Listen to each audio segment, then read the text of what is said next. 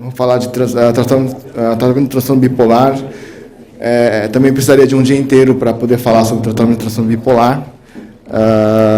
Eu vou dar uns highlights e a gente tentar passar um pouco do que tem de mais novo.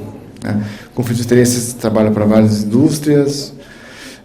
Muito rapidamente, transtorno bipolar seria um conjunto de episódios depressivos, maníacos, hipomaníacos, agora misto já no DSM-5 tirou, mas assim, lógico que a maioria dos quadros em transtorno bipolar são mistos, tá? Eu acho o conceito melhor de transtorno bipolar seria a conceituação da instabilidade de humor, alguns modelos de instabilidade de humor, que seriam uma forma conceitual melhor do que falar de se é episódios, se são outros tipos de descritores. Tá?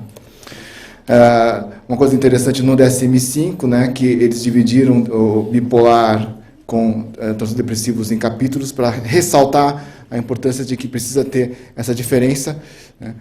E o curioso é que, assim, realmente existe depressão unipolar, mas assim, a maioria das depressões recorrentes deveriam ser incluídas como bipolares ou no espectro dos transtornos de instabilidade. Porque quem tem depressão recorrente é um tipo de instabilidade. Tanto que o melhor livro sobre transtorno bipolar é Manic Depressive Illness and Recurrent Depression, que é do Goodwin e Jameson. Tá? Então, no título já está falando, olha, a depressão recorrente está dentro das doenças maníaco-depressivas. Assim, o que eu acho que é muito complicado no DSM-5 é que, apesar das extensas evidências epidemiológicas, principalmente do grupo de Angst,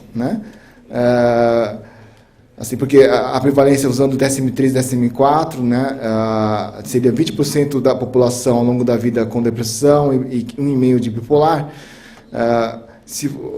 Com um estudo prospectivo de mais de 20 anos de análise do grupo de Zurich, de Angst, eles mostraram que associando o bipolar tipo 1 com 2, com ciclotimia, com pneumonias puras, com sem prejuízo, é mais ou menos 10, 11%.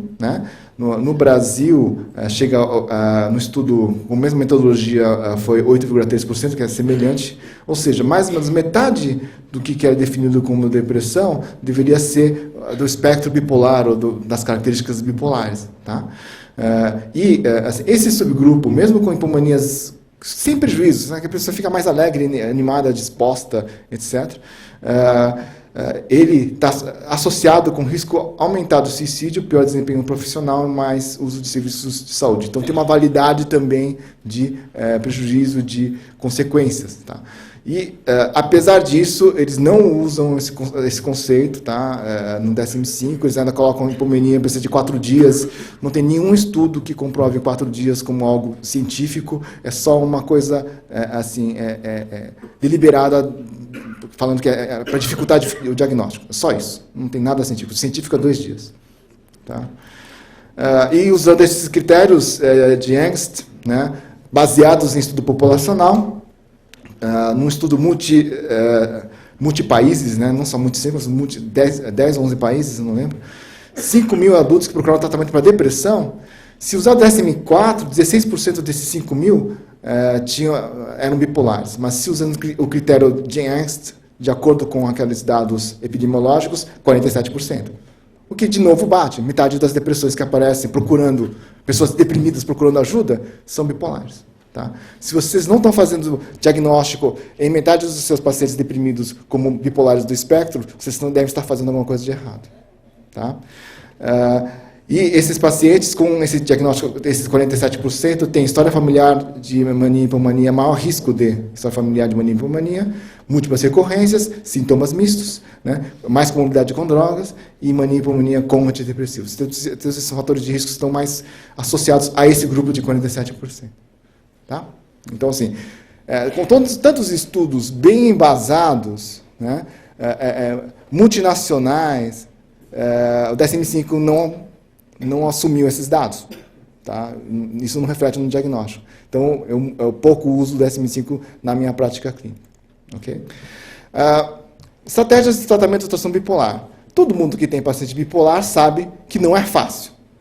Começar um primeiro remédio até que não é tão difícil. Mas e depois?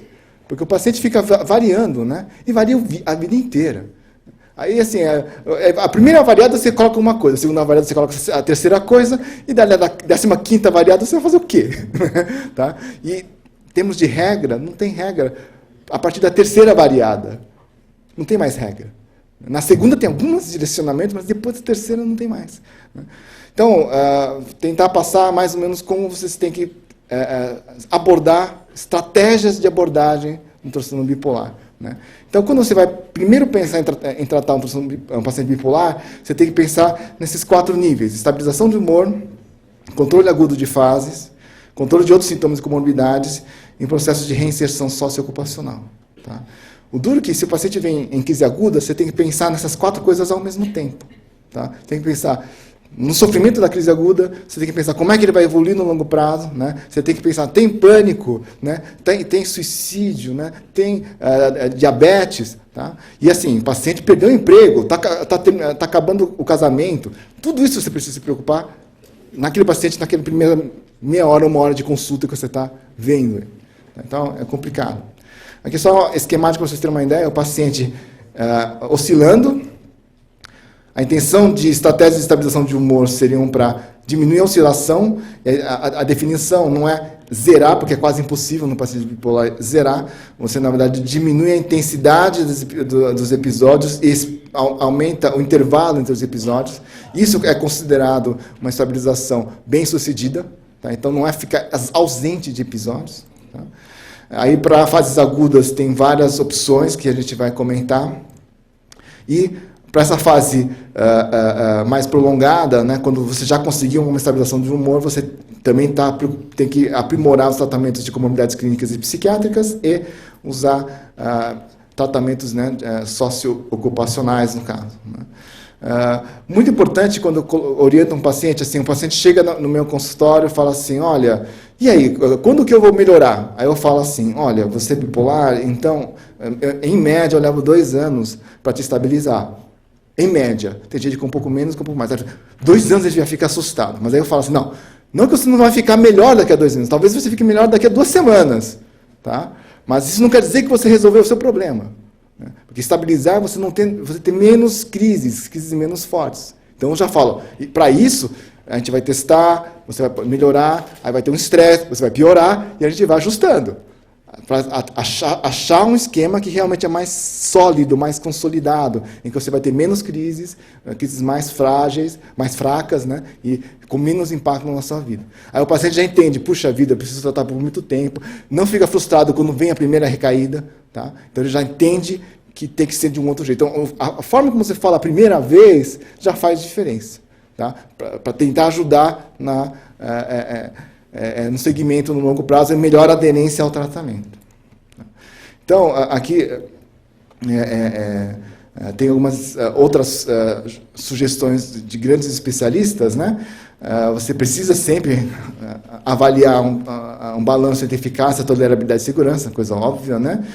Tentar balancear evidências científicas e experiência clínica, né? O Mali, um grande pesquisador clínico, professor italiano, né? E ele coloca assim: por que eu acho importante colocar isso? Porque as evidências científicas a gente precisa levar em consideração, mas eles são tão limitados, né? Que você também precisa colocar a sua experiência clínica. Tá? Algumas dicas assim, mais ou menos gerais: paciente em estado misto, agitado e insônia, você tem que buscar um tratamento, por exemplo, que induza o sono de forma eficaz. Porque sono é uma questão muito importante no transtorno bipolar. Né? Paciente com episódio agudo, depressivo maníaco, que tem a síndrome metabólica, né? Sempre que possível, evitar medicações que notoriamente piorem a síndrome metabólica. Tá? Se existe essa opção, né, e o paciente, assim, se não houver grandes diferenças em termos de eficácia no perfil de efeitos gerais do paciente, você escolhe. Né? Para começar com uma medicação que não vai engordar, que não vai dar mais medicações, aumentar colesterol, triglicérides, né, etc. Diabetes. Então, ou seja, não é, eficácia é importante, mas a gente sempre tem que pensar também no paciente no longo prazo. Tá? E tem essa questão mais recente, né, que é a questão do estadiamento do transtorno bipolar. Por quê? Porque a gente sabe que o paciente é uma doença que tem lesões, a cada crise, né, lesões com sintomas residuais que vão se acumulando e que chega a certo nível assim, até terminal. Por isso que os bipolares têm um risco maior de ter Alzheimer e demências. Né? Então, assim, a gente precisa estadiar. Se o paciente, que nem câncer, né? Você vai tratar diferente um câncer inicial e um câncer terminal, são propostas completamente diferentes. Então, você precisa ter uma ideia em que nível que está o seu paciente bipolar. Se está numa fase inicial, né, em que você tem muita coisa preservada, mas o paciente está muito resistente a aceitar que ele é bipolar, então ele vai largar muito o tratamento. Né? E o paciente mais terminal, que ele geralmente já está quase incapacitado, não consegue mais trabalhar, dependente de todos, tudo, e o que você vai conseguir fazer com isso, né? com esse paciente? Então, aqui tem algumas propostas, assim, bem no esquema de estadiamento de câncer, né? Um A, um B, tal. Então, basicamente, são dois principais, né? Do Beck e do Kapczynski, o do post é mais antigo, tá? E esse é uma variação. Eu vou só colocar de uma forma mais simplificada, teria essa fase inicial, né? Estágio 0, em que, basicamente, você não tem sintoma, você não tem doença, mas que você tem risco. História familiar, ter alguns sintomas de ansiedade e de humor, né, que você tem um risco aumentado. Tá? Nesse caso, você tem condutas para fazer? Né? Então, assisti no Congresso de Minas ontem o Valentim falando, sim, temos. Né? Prevenção é a forma mais barata e mais eficiente de você começar a evitar, para você não ter doença. Né? Assim. E se você falar, não use maconha, né, você está prevenindo. Porque a maconha está associada com piora de quadro de humor, tá? Com suicídio. Tá? Então, se você prevenir drogas, né, ajuda. Se você chegar e falar, tenha um estilo de vida saudável, ajuda. Né? E isso é muito difícil hoje em dia, porque só o fato de você ter um celular ligado à noite, né, com Face, né, explodindo, e WhatsApp e tal, né, a molecada vai dormir 2, 3 horas da manhã, todo dia. O ritmo biológico deles foi para o espaço aos 15 anos, 13 anos, 12 anos. Tá? Então, assim, a gente vai ver, os Estados Unidos está piorando a incidência, está aumentando a incidência de transtornos de humor, né, mais que na Europa. Né? E o Brasil é um dos países com mais incidência de transtornos de humor também. Né? Então, vai estourar isso por conta de estilo de vida. Tá? Então, essa questão, né, de prevenção. Quando o paciente está com poucos sintomas, mal fecha diagnóstico, mas já tem algum nível de prejuízo. Tá? Será que você deve medicar? Né? Os estudos mais recentes estão indicando que sim, né? Principalmente com estabilizador de humor. Tá? Então, só que isso é muito difícil de convencer um rapaz de 18 anos que está tendo algumas alterações, está brigando um pouco mais, está usando um pouco de drogas. Né? Fala assim, você é bipolar, tem que tomar lítio para o resto da vida. Né? É difícil. Recorrência já marcante, como evitar a progressão, isso é o que nós abordamos sempre, né? Isso que nós, psiquiatras, tratamos. Né? A gente sabe um pouco mais dessa parte. Tá? Mas e quando já chegou na refratariedade? Assim, o paciente já está praticamente capacitado, não consegue mais trabalhar, né? Tenta um trabalho, não avança, tal, né? Assim, esses são os bipolares refratários que a gente fala. Né? E que no meu consultório é só isso, é só bipolar refratário. Tá? Então, assim, a gente vai usando tudo que existe de novo e vai vendo o que tem de potencial. Mas a ideia principal é que o paciente já está com muita lesão no cérebro. Né? Então, a lógica principal é tudo que pode aumentar um pouco a capacidade neuronal, principalmente de recuperação neuronal, neuroplasticidade, né?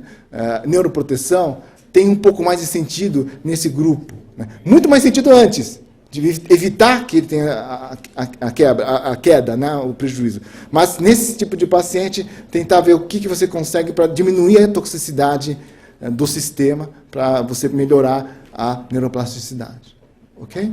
Então, essa ideia do estadiamento, né, lógico que isso ainda vai ser definido com muito mais precisão, é uma proposta que tem menos de 10 anos, né, de evolução. Né? Mas, assim, o estadiamento depende de exames laboratoriais para poder definir, e já está começando a ter alguns resultados mostrando que, por exemplo, assim, o BDNF, que é o fator circulante mais bem definido de neuroproteção, né, está muito baixo em estádios terminais e não tem grandes alterações na média, nas fases iniciais, mas vários outros elementos estão um pouco diferentes em relação ao estágio inicial e estágio final. Isso são só estudos preliminares, né? É toda uma linha de trabalho que está sendo desenvolvida. Tá? E tem essa questão da evidência científica versus experiência clínica que o Mali colocou e que o Post colocou muito bem nesse editorial. Né? Ele coloca assim, as evidências para episódio maníaco apenas monoterapias e associação em primeiro nível. Episódio maníaco agudo. Né? E é o tipo de episódio mais bem estudado, né, que nós temos. Tá? As evidências para direcionar melhor a depressão bipolar, né, são pouquíssimas. Tem 4 agora medicações aprovadas pela FDA, esquema de medicação aprovados pela FDA para depressão unipolar. 4. Tá? Então é uma coisa complicada. Né? Nenhuma evidência para sugerir quais as outras etapas de tratamento são melhores. Terceiro, quarto, quinto, sexto nível de alteração que está acontecendo. Como é que você faz? É quase só experiência clínica. Tá? E aí, assim, a sua experiência clínica fica complicado. Né? Porque a heterogeneidade dos pacientes é gigante, é muito grande, né? Porque eles em si são diferentes a cada momento. Né? A necessidade de estudos comparativos, principalmente em contexto naturalístico, porque todos esses estudos de evidência de episódio maníaco são aqueles 15% e 20% de pacientes que não têm comorbidades, entendeu? Que não têm doenças clínicas, que não têm ansiedade. Então, os resultados, assim, a aripiprazol funciona em episódio maníaco, né? É só para 1/5, no máximo, dos seus pacientes. Os outros 4/5 não têm evidência. Então, os que você usa essa evidência para os outros 4/5 também. Esse é o grande problema. Né? E a gente precisa de uma medicina individualizada. Que isso que eu acho que é a maior questão. Todos os estudos que se fazem são populações versus populações. Né? 2 amostras de bipolares que são de 150 bipolares, cada um diferente do outro, com outras 2 amostras bipolares que cada um é diferente do outro. E você tenta ver o que funciona mais ou menos em termos de placebo. Né? Então, assim, você não está vendo um indivíduo, você está vendo a média. Né? E se o paciente é média, né? É complicado. Tá? Então, falar de diretrizes. Diretrizes só para a gente dar uma noção do que tem, o que é bom no CANMAT, que ele teve um trabalho extenso, amplo, de revisão bibliográfica e tem revisões regulares. Tá? Então, vale a pena ler ele inteirinho.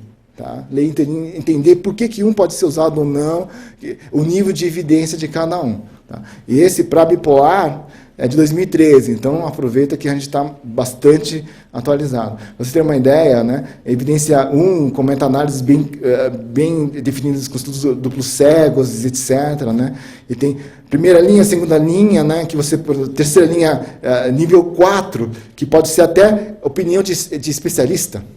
Tá? Então, e tem muito interessante, que é uma das poucas coisas que, poucos diretrizes que tem, é não recomendado, né, quando você tem nível 1 ou 2, de que não funciona. Tá? Então, pelo menos isso, desse jeito, a gente não precisa usar, porque a gente sabe que não vai funcionar. Tá? Só para, assim, eu vou resumir muito, né, episódio de mania aguda eu vou mostrar um pouco mais de detalhes para ver como é que é a estrutura do CANMAT, né. Tem o primeiro passo que você deve fazer em termos de algoritmo, revisão das condições gerais e status das medicações. Segundo passo, você iniciar a otimizar a medicação, conferindo a aderência. Aí, terceiro e quarto passo são tentar adicionar ou trocar medicamento, né? E o último passo, tentar agentes novos experimentais, assim, né? Zoltepina, levetiracetam, fenitoína, mexiletina, eu não sabia o que era isso, aí fui estudar, é um remédio antiarrítmico, né? E tem 2 estudos só, um com uns 20 pacientes, assim, que houve melhora, principalmente em estados mistos, mas é estudo aberto, e outro estudo duplo cego controlado com placebo com 9 pacientes. Então, com um estudo de duplo cego controlado com 9 pacientes, entrou no algoritmo, tá? Então é uma coisa meio esquisita. Né? Ômega 3, muito interessante, isso aqui tem bastante estudo, tem uma evidência boa, mas eles ainda colocam como experimental, né? Calcitonina, depressão rápida de triptofano, alopurinol, interessante os estudos, né? A misoprida, que só não tem estudo porque ele é bom, ácido fólico e memantina. Tá?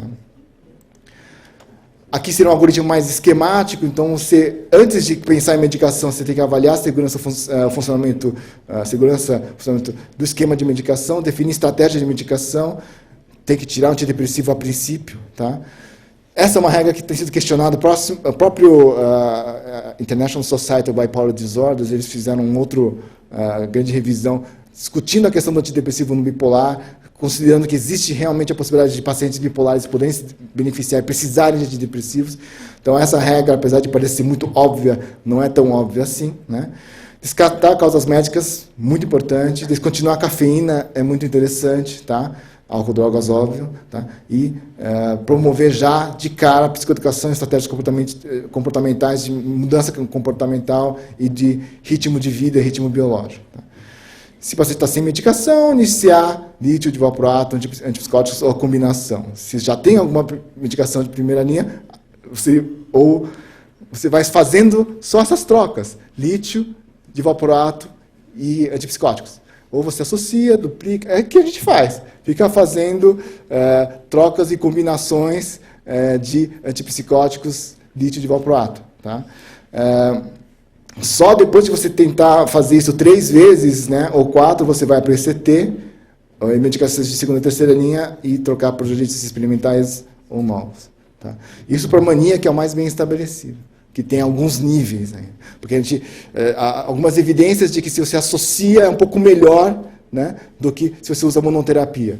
Né? Mas isso, se houver resistência, de cara, às vezes não são tão claras. Às vezes associar não é tão bom quanto usar monoterapia. Então, tem vários detalhes aí que a gente, na verdade, não sabe direito. Tá? Pensando no geral, na média. Só para apresentar as recomendações para episódio maníaco agudo. Primeira linha, monoterapia, lítio, divalproato, liberação prolongada, olanzapina, risperidona, quetiapina. Todos os antipsicóticos, tá? A azenapina agora, assim, com as evidências recentes, assim, entra como novo. Paliperidona também, que é algo muito semelhante à risperidona, também entra. Ou adjuvante. De novo, os adjuvantes são só antipsicóticos. Né? Então, assim, a grande moda agora nos bipolares é usar antipsicóticos. Tá? A segunda linha entra a carbamazepina.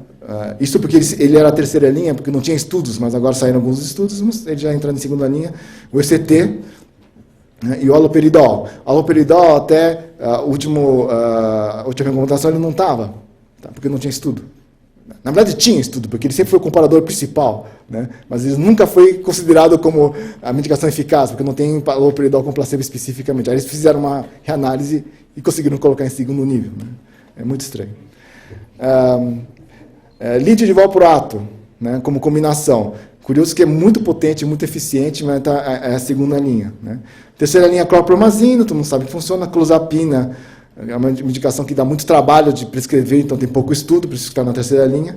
Oxcarbazepina, tamoxifeno, muito interessante, porque ele tem bloqueia a GSK3, que é uma enzima intracelular, que o lítio bloqueia, e tem estudos já, 2 estudos pelo menos, controlados com placebo com eficácia. Né?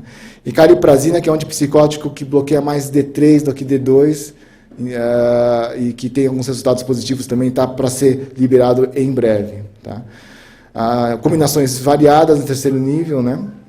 Não recomendado, gabapentina, topiramato, verapamil e tiagrelina sozinhos. Tá? Gabapentina foi pior que placebo. Tá?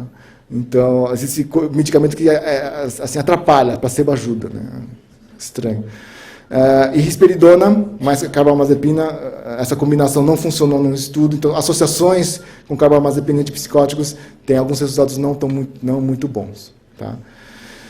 Olhando assim, é uma confusão, né? Mas uma confusão que, de novo, reflete a nossa prática. O que a gente vai usar? Lítio, divalproato, antipsicóticos. E associações, né?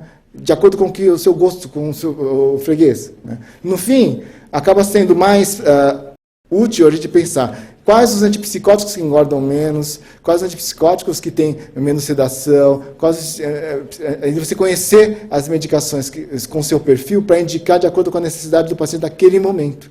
Né? Assim, priorizar algumas indicações, principalmente lítio para suicidabilidade, mas isso eu vou discutir mais para frente, né? De valproato, etc. Tá? Mania resistente, só para colocar, é bem mais raro. Tá? Geralmente, todos os estabilizadores de humor são antimaníacos, exceto a lamotrigina. Então, quando você está estabilizando, você já está tratando episódios maníacos. Né? Algumas opções recentes, verapamil mais óxido de magnésio, isso parece mais poder ajudar. Né? Nimodipina também tem algumas evidências bem frustras. Né? Ácido fólico ajuda de valproato, né? Uma coisa interessante. A memantina tem algumas experiências mais cognitivo, né? Eu publiquei 2 casos, mas eu tenho mais de 20 casos, mais de 50 já. E mania tem um estudo duplo cego que parece que ajuda associado a estabilizadores. Tá? Curioso, nutracêuticos, fórmulas minerais quelados, triptofano, assim, uns polivitamínicos que têm mais a ver com o humor. Parece que dá uma estabilizada nos pacientes e ajuda em mania. Né? N-acetilcisteína tem um estudo recentíssimo, né? Mostrando que, associado ao esquema de estabilização em pacientes agudos, tende a ter um resultado positivo no curto prazo. Tá? Tem um estudo também muito recente, medroxiprogesterona em mulheres é melhor do que placebo, é melhor do que tamoxifeno como associação. Tá? Então, um efeito de hormônio sexual feminino levando a uma ajuda na mania. As progesteronas têm um efeito razoavelmente depressogênico. Né? E o allopurinol, né? Então, isso por um metabolismo mesmo. O fato de você chegar a diminuir o ácido úrico, o metabolismo do ácido úrico parece ajudar alguns pacientes bipolares. Né? Tem estudos, mas principalmente nos estudos que tem lítio com mania. Tem um estudo bem maior, sem lítio, que o allopurinol ficou igual a placebo. Então, não se sabe o porquê, então a gente tem que entender o que está acontecendo. É uma área de estudo em termos de neurofisiologia do transtorno bipolar. Tá? Falando de depressão, né? Imunoterapia, lítio, lamotrigina, quetiapina, como monoterapia. Tá? A lamotrigina, eles foram muito condescendentes, né? Porque você, para atingir uma dose adequada, é 200 miligramas, e para você chegar em 200 miligramas, você começa com 25 e aumenta 25 por semana. Então, você só chega na dose realmente eficaz em 8 semanas. Né? Então, como um tratamento para depressão aguda, é uma coisa que você vai deixar bastante tempo um paciente submedicado. Então, para depressão aguda é um pouco complicado. Alguns pacientes mais leves, com perfil que melhora, a lamotrigina melhora 50% dos pacientes bipolares em depressão. Alguns pacientes, eles já melhoram com 50 miligramas. Então, realmente, na experiência vale a pena, principalmente se não forem depressões muito graves. Tá? Quetiapina, com certeza, 60% de remissão. Né? Então, realmente é uma medicação que tem uma taxa muito boa. O único problema são os efeitos colaterais, principalmente sono excessivo nas doses adequadas. Combinação, vocês podem ver, né? São estabilizadores de humor, antipsicóticos com antidepressivos. Tá? Ou, em alguns pacientes que tenham talvez uma característica meio mista, associações de estabilizadores. Tá? Segunda linha tem a lurazidona, que já tem, se não me engano, 2 estudos em depressão bipolar, um já saiu a mais, né? E lurazidona é um antipsicótico atípico diferente, né? Ele, se parece em vários aspectos na eficácia antidepressiva à quetiapina, mas não tem tanta sedação, não tem tanta associação com aumento de peso, e os efeitos colaterais habituais extrapiramidais também não são importantes. Tá? Então, realmente é uma medicação nova que deve chegar para ficar, auxiliar a tratamento da depressão bipolar. Tá? Mas, assim, no Brasil, acho que é $1.500 você comprar importado. Né? Então, para chegar, ainda vai chegar alguns anos, mas é uma opção válida, está muito bem usado nos Estados Unidos, está com uma boa avaliação. Tá? Quetiapina, inibidores seletivos, antipsicóticos e antidepressivos, né? Modafinil, né? Alguns estudos mostrando que estimulantes. Isso é uma característica interessante. Na depressão bipolar, muitas vezes, você tirando o paciente da fase aguda mais grave, falta muita energia e tem muita anedonia. Então, você usa drogas dopaminérgicas estimulantes parece ter um efeito muito positivo. E, curiosamente, se o paciente está bem estabilizado, não tem grandes problemas de instabilização com o dopaminérgico. Tá? Se estiver bem estabilizado. Usar bupropiona sem nada num bipolar é pedir para ele ciclar. Né? Agora, se tiver um lítio ou um antipsicótico, nenhum problema. Tá? Monoterapia, terceira linha, carbamazepina para depressão, só alguns casos relatados há muitos anos atrás, nunca vi um paciente melhorar a depressão brilhantemente com carbamazepina. Olanzapina é um efeito de escala, né? Então o paciente fica menos grave, mas continua deprimido. Tá? O ECT é ótimo, mas é caro e complicado dos pacientes aceitarem. Né? Várias combinações, olha, pramipexol, uma medicação para Parkinson, que tem alguns estudos pequenos mostrando eficácia, né? Mas a eficácia é bem... é melhor que placebo, mas foi melhor a pouquinho. Tá? Antidepressivos, a gente estabilizador com venlafaxina, antidepressivos, tá?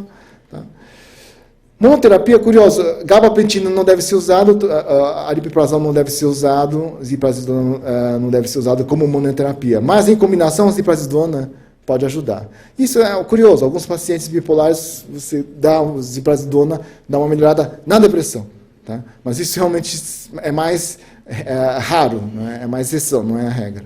Tá? Mas nesses pacientes vale a pena manter. Tá? Levetiracetam, os laboratórios querem trazer, mas estão avaliando se vale a pena ou não no Brasil. Na Ford já tem genérico, né? Que é o levógiro do piracetam que nós temos aqui. Tá? Outra opção da depressão, armodafinil, que é o destro de modafinil, tá? Que parece ser um pouquinho mais eficiente.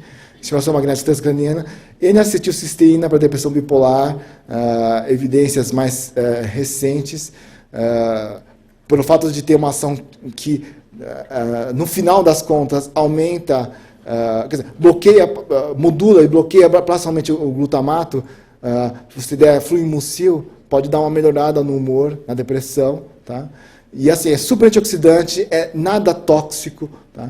Assim, tem mais de 40, 50 anos no mercado, né? Assim, as famílias e pacientes aceitam muito bem. É o antidepressivo que eu prescrevo por telefone. Você está meio mal, não sei o quê, falta de energia. Compra o Fluimucil, não precisa de receita, não sei o quê, tal. Porque, alguns pacientes sentem uma melhora, assim, tal. Não é nada brilhante, não é nada maravilhoso, mas assim... eu tenho alguns pacientes que estão usando a longo prazo, tenho a leve impressão de que eles são bons também de longo prazo. O N-acetilcisteína pode ser algo bom na estabilização. A evidência para mania muito recente, né, também leva a crer que talvez, se for bem estudado para a estabilização a longo prazo, possa ser algo promissor. Né. No hospital, muito usado para depressão unipolar, muito estudado a depressão unipolar, um pouco menos estudado na depressão bipolar, os resultados não são tão grandes assim, micronutrientes, algumas evidências, por exemplo, com COQ10, que é caro no Brasil, então... É uma coenzima relacionada com a geração de energia e que trabalha na mitocôndria principalmente, mas e que, por ser muito caro, e resultados muito pouco relevantes. Né? Aqui é uma revisão que eles fizeram um estudo como se fosse uma meta-análise, né? Em que incluiu a ketamina. Né? Então, a ketamina é a coqueluche do momento, assim, os resultados são realmente muito positivos para o curtíssimo prazo, né? E é por causa da ketamina que deu o resultado final positivo, porque se fosse pelos outros não dava. Tá? Modafinil muito estudado, mas assim, o efeito não é muito grande, a lamotrigina já é menos estudado, mas também não tem muito efeito. Inositol também, nada que realmente... Talvez a pramipexol possa ser uma medicação mais promissora. Eu tenho uma boa experiência com pramipexol nos pacientes que são muito anérgicos, muito lentificados. Pramipexol, como um antiparkinsoniano, ele parece ajudar esses pacientes bipolares. Tá? Na manutenção, vocês podem ver depois, acho que eu não estou com muito tempo, né? Basicamente é o esperado lítio, lamotrigina só para depressão, tá? Não tem evidência para mania, de valproato e antipsicóticos. Tá? Lógico que para manutenção, medicamentos de depósito sempre serão bem-vindos, né? A combinação também, né? A monoterapia acaba fazendo também evidências interessantes em manutenção. A olanzapina e fluoxetina também tem algumas evidências, quer dizer, antipsicótico e antidepressivo associado pode ter um efeito também no longo prazo. Mais ou menos tudo que funciona no curto prazo pode funcionar no longo prazo. Tá? Interessante, fenitoína, algumas evidências. O topiramato, algumas evidências. Tá? Então, para o uso agudo não é útil o topiramato para mania, mas no longo prazo ele pode ser útil. Principalmente, aí eu vou colocar a minha experiência, a relação a estabilizar comportamentos compulsivos de consumo. Né? Então, assim, consumir alimento, consumir drogas, até consumir compras, né? Ele pode ajudar um pouco. Tá? Então, nesse sentido, ele realmente é eficiente, mais eficiente para isso, o topiramato. Tá? O ômega 3... As evidências são bem consistentes para a depressão, pouco consistentes para a estabilização, porque foi pouco estudado no longo prazo. A minha experiência é que é uma proposta muito boa, melhor para longo prazo, principalmente para evitar a progressão. Tá? Ou seja, se você convence o paciente que assim, olha, ômega 3 é muito bom para o seu cérebro, tome a vida inteira, né? Esse paciente provavelmente vai progredir menos ao longo do tempo. Tá? Então, tem alguns pacientes que eram idosos que eu vi que eles ficaram muitos anos relativamente bem com ômega 3 estável. Tá? Então, uma coisa que me chamou a atenção. E gabapentina, topiramato, antidepressivos em monoterapia, não.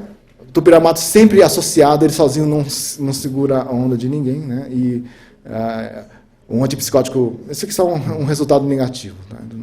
Não é relevante, nem o flupentixol não tem praticamente mais no mercado brasileiro. Tá? Olhando assim é confuso, né? Porque parece que são muitas opções que têm evidência científica, mas essas opções basicamente são litro de valproato, carbamazepina, né? E antipsicóticos. Tá? Com alguma outra variação que indica talvez um caminho, ketamina, que é um bloqueador de receptor de glutamato NMDA, né? E que aumenta a AMPA. Né? Então, a AMPA, que é o receptor de glutamato que deve ser ativado para melhorar a depressão. Né? Assim. Então, a ketamina faz isso muito rápido. Né? Talvez tenha alguma outra coisa que faça com que ele seja bem especial para ser muito rápido. Eles já têm ideia de algumas vias intracelulares que justificam isso, mas ainda precisa ser mais consolidado. Tá? Mas, assim, é uma droga de abuso e, como opção terapêutica, no máximo é para dar algum alívio no paciente que está muito crônico e que não sai da depressão há muito tempo. Tá? Geralmente, na manutenção, precisa de estabilizadores com estabilizadores em associação. É difícil ficar só com estabilizador de humor, são os pacientes mais leves. Né? Estabilizador ou estabilizador com antipsicótico atípico. Né? E essa ideia de buscar o esquema terapêutico mais consistente no longo prazo. Né? Algumas estratégias promissoras, por exemplo, usar antiglutamatérgicos, ketamina como um indicativo do caminho, né? E a memantina, algumas evidências abertas, mas com amostras um pouquinho maiores, 70 pacientes, que ao usar a memantina cronicamente, os pacientes têm uma melhor qualidade de vida, principalmente, na minha opinião, no tocante à questão cognitiva. Porque se você melhora a cognição, você fica mais funcional. Tá? E vários neuroprotetores que estão sendo estudados como opção em transtorno bipolar, tá? Que a gente não tem muito acesso hoje em dia. Eu coloco sempre essa proposta, eu dei no Congresso Mineiro de Psiquiatria uma aula só sobre endofenótipos, né? Na ideia de que existem alguns um conjunto de sintomas, né, que tem marcadores biológicos que tem uma relação direta com o conjunto de genes. Então, é algo mais estável, não é só sintoma. Né?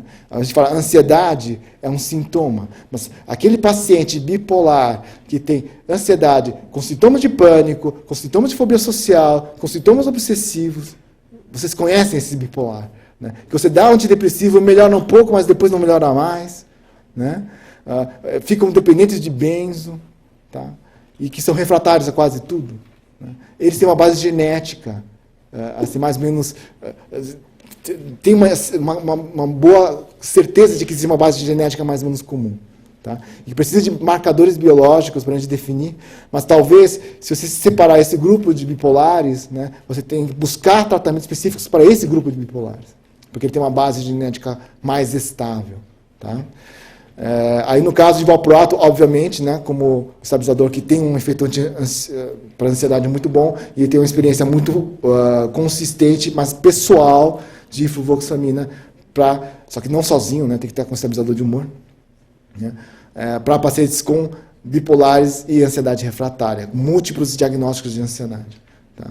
A fluvoxamina especificamente melhora bastante aquela ideia prevalente, ideia fixa, né, que tem nos sintomas obsessivos, que tem no TAG, né, que tem na psicose. Tá? Então, ele consegue amenizar o sofrimento da ideia fixa. Isso é uma coisa interessante. Impulsividade tem também várias evidências genéticas, alguns marcadores, lítio, antipsicóticos estabilizadores são razoavelmente eficazes. O lítio, especificamente, parece ser eficaz na impulsividade hostil, tá? Na agressividade com impulsividade. Tá? Então, assim, é uma coisa interessante. Obesidade, considerando obeso leve, obesidade 1, né, que é o mais comum. A obesidade é um fator de risco para a bipolaridade na depressão. O paciente deprimido que já vem obeso, né, ele tem um maior risco de ser bipolar. E, de novo, topiramato parece ter as melhores evidências na obesidade em bipolar. Tá? Ritmo biológico, como já foi comentado, agomelatina e melatonina seriam bastante interessantes como fármacos para tratar, mas certamente o tratamento de interpessoal ou de ritmos biológicos, né, assim, tem um poder tão forte quanto. Né? Tem uma proposta para quadros depressivos graves, de você fazer privação, paciente internado, fazer privação de sono, né? Aí, de manhã, recebe uma fototerapia e toma lítio. Em uma semana, a taxa de remissão é altíssima. Tá? Então, assim, é uma proposta de ritmo biológico para melhorar a depressão grave. Só que isso aqui não pode ser usado, por exemplo, para ciclador rápido, porque você dá uma privação de sono no ciclador rápido, o paciente vai desequilibrar. Tá?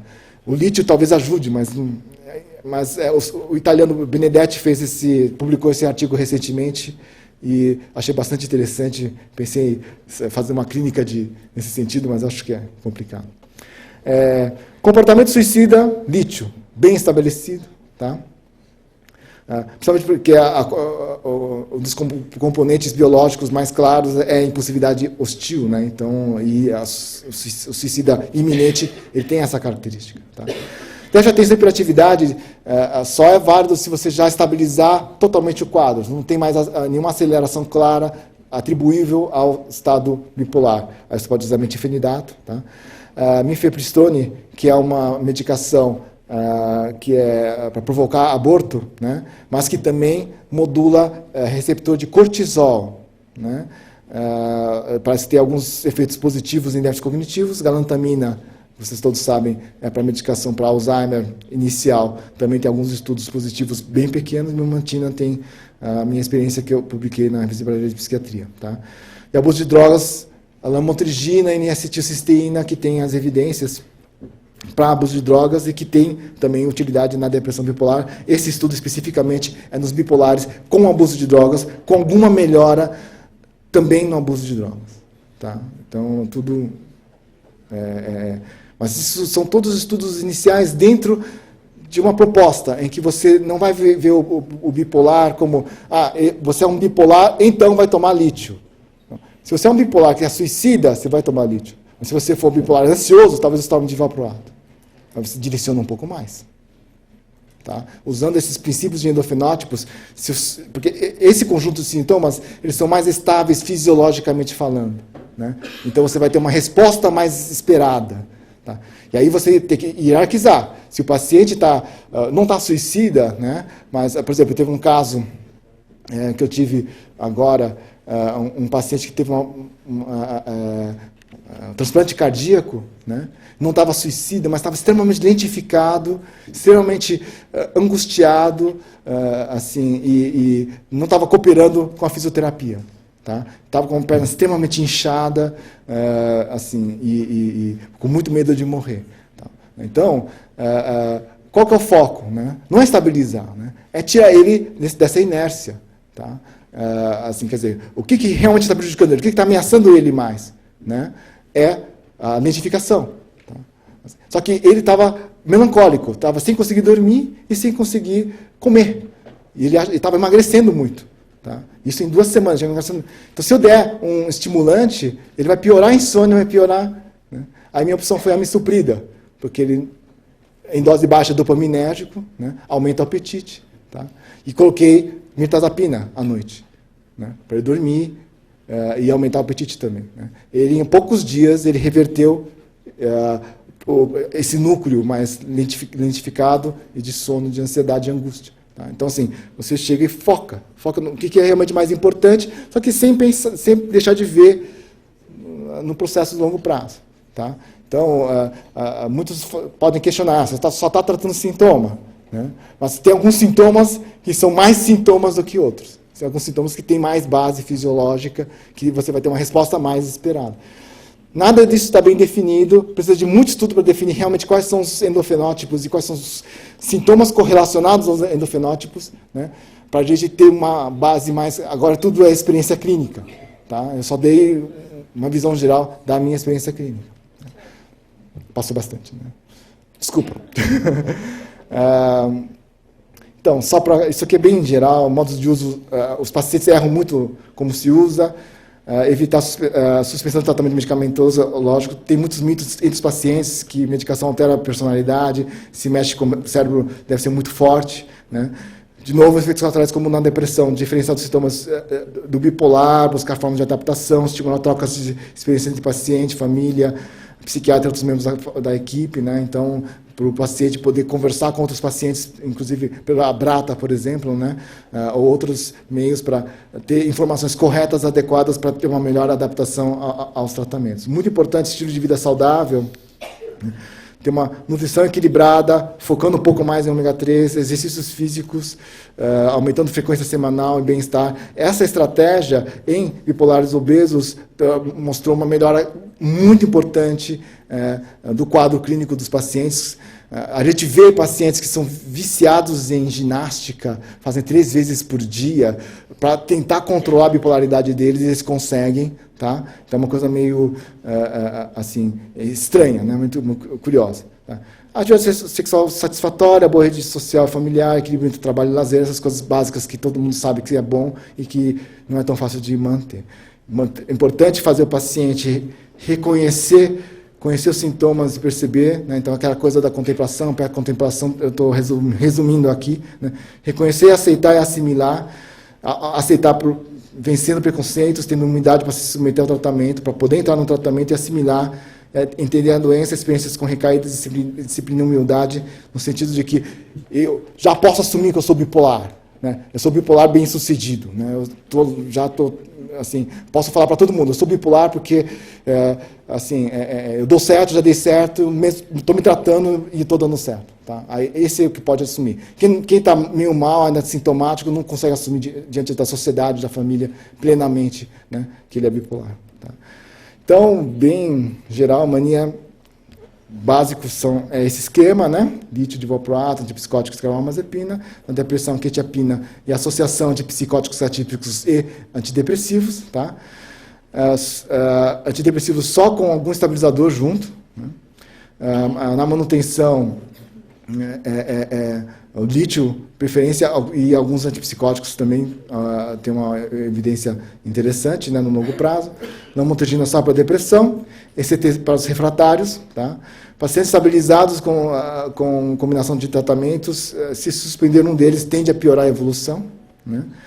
A combinação pode aumentar a eficácia, mas aumenta efeitos colaterais, óbvio, né? E tem muitas opções terapêuticas disponíveis, mas a gente não sabe direito como fazer com essas opções, e a gente precisa de muito, muito mais outras opções, porque o tratamento está ainda faltando muito. Tá? Basicamente é isso. Vou pedir agora para a doutora Priscila, né? Que ela é pós-graduanda do nosso programa de pós-graduação, para falar sobre tratamento dos transtornos ansiosos, psicofarmacologia. Esse microfone não sai. Não, esse não sai.